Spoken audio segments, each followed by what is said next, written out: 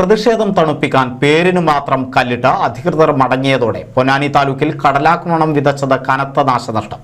ചെറിയ കല്ലുകൾ മാത്രമിട്ട് തീരദേശവാസികളുടെ കണ്ണിൽ പൊടിയിട്ടതാണ് ദുരിതം വർദ്ധിക്കാനിടയാക്കിയത്.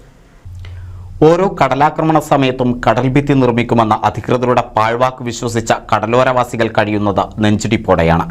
കഴിഞ്ഞ ദിവസം മുതൽ ആരംഭിച്ച കടലാക്രമണത്തിൽ കനത്ത നാശനഷ്ടമാണ് പൊന്നാനി താലൂക്കിൽ ഉടനീളമുണ്ടായത്. ആദ്യ ദിനത്തിലുണ്ടായ കടലാക്രമണത്തിൽ തന്നെ മാസങ്ങൾക്ക് മുമ്പ് ഇട്ട കല്ലുകൾ കടലിനടിയിലായി. കുറഞ്ഞ ഭാഗങ്ങളിൽ മാത്രം ചെറിയ കല്ലുകൾ ഇട്ടത് പ്രതിഷേധത്തിന് ഇടയാക്കിയിരുന്നു. തീരദേശവാസികളുടെ പ്രതിഷേധം ശരിവെക്കും തരത്തിലാണ് കടലാക്രമണം നാശം വിതയ്ക്കുന്നത്.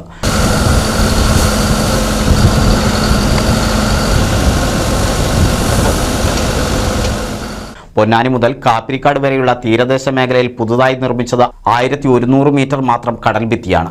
പൊന്നാനി മണ്ഡലത്തിൽ കടൽഭിത്തി നിർമ്മിക്കാൻ 10 കോടി രൂപ സംസ്ഥാന സർക്കാർ അനുവദിച്ചിരുന്നെങ്കിലും ഇത് അപര്യാപ്തമാണെന്നാണ് ആക്ഷേപം.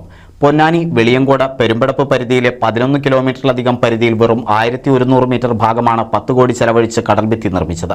ഇതിൽ പൊന്നാനി നഗരസഭാ പരിധിയിൽ മരക്കടവ് മുതൽ അലിയാർപ്പള്ളി വരെയുള്ള 600 മീറ്റർ ഭാഗം, വെളിയങ്കോട് തണ്ണിത്തുറയിൽ 325 മീറ്റർ, പാലപ്പെട്ടിയിൽ 250 മീറ്റർ എന്നിവയാണ് ഉൾപ്പെട്ടിട്ടുള്ളത്. നിർമ്മാണം പൂർത്തീകരിച്ച ഇടങ്ങളിൽ തന്നെ ചെറിയ കല്ലുകൾ ഇട്ടതിനാൽ ഇത് കടലാക്രമണത്തെ പ്രതിരോധിക്കാൻ പര്യാപ്തമല്ല.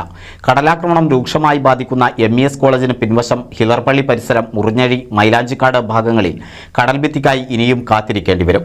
നേരത്തെയുണ്ടായ കടലാക്രമണങ്ങളിൽ ഈ ഭാഗത്തെ കല്ലുകളെല്ലാം മണ്ണിനടിയിലാണ്. വീണ്ടും ഒരു കടലാക്രമണം ഉണ്ടായതോടെ വലിയ നാശനഷ്ടമാണ് സംഭവിക്കുന്നത്. അതേസമയം താലൂക്കിൽ പൂർണ്ണമായും ടെട്രോപാഡ് സംവിധാനത്തിൽ സുരക്ഷാഭിത്തി നിർമ്മിക്കുമെന്നാണ് പുതിയ വാഗ്ദാനം. ചിലയിടങ്ങളിൽ മാത്രമുള്ള കടൽഭിത്തി നിർമ്മാണം കടലാക്രമണ സമയത്ത് കൂടുതൽ ദുരിതമാണ് വിതയ്ക്കുന്നത്. NCV news, Ponnani. പുതുമയാർന്ന ഡിസൈനുകളിൽ ഡയമണ്ട് കളക്ഷനുകൾ, വിവാഹ പാർട്ടികൾക്ക് നേടാൻ സ്പെഷ്യൽ പാക്കേജുകൾ. സ്വാഗതം പുതുമയാർന്നൊരു ഷോപ്പിംഗ് എക്സ്പീരിയൻസിന്. Kerala golden diamonds, the family jeweller, main road, Vadakkekad.